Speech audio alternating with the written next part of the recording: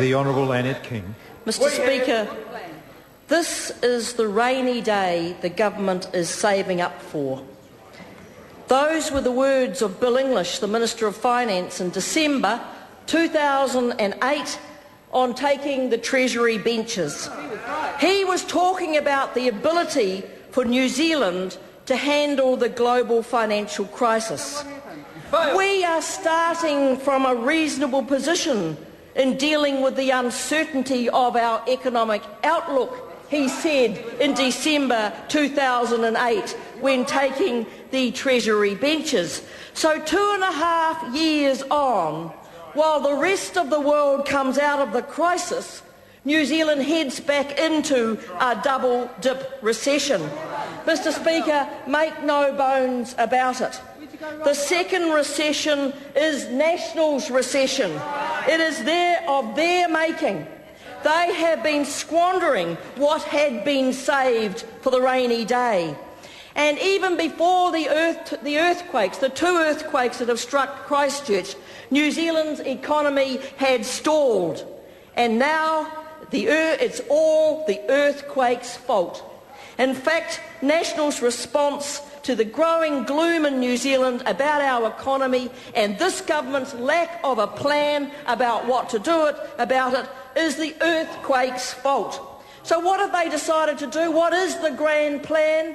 It's to slash and burn programs that help the most vulnerable in New Zealand. There has been no thought about how to grow this economy, no plan to how you could stimulate exports, new businesses, innovation or skills training, nothing for those who already have so little. We're prepared to give away $22 billion in 4 years in tax cuts. Give away $22 billion to the most wealthy people in New Zealand in tax cuts. But they've got no plan to get us out of the hole that we are in right now. There's no suggestion that those who are the wealthiest in this country should give some back when this economy is so sluggish. The earthquake is now being dressed up to provide the cover for John Key's cuts in programs that he promised in opposition that he would keep. Promises such as he would not cut working for families. Well, what's the first off the block when it comes to cutting programs? It's working for families. And we were repeatedly told by Bill English as a spokesperson on finance and John Key that they would not touch working for families. In fact, Bill English said he wouldn't change working for families because struggling families needed certainty. He also said a careful analysis of working for families showed that the taking high-income families out of it saved very little money.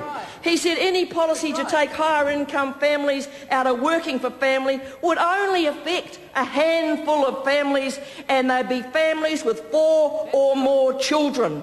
He said he wanted to give them certainty. And what did the Prime Minister, what promise did he make about working for families? He said, well, National had considered working for families very carefully. And the conclusion we have reached is, listen to this, there will be no changes at all to working for families under an incoming National government. No changes at all under an incoming National government. That is a hollow promise, Mr Speaker. It will be a broken promise if they change working for families for a handful of people that will not bring much money back to the coffers to address the problems that this economy has. And now on the block is whānau ora. And I'll be interested to know what the Māori Party think about this, because John Key said yesterday that he is looking at scaling back whānau ora. And what did they say about whānau ora? Tony Ryle said it was going to be one of the biggest innovations in social services.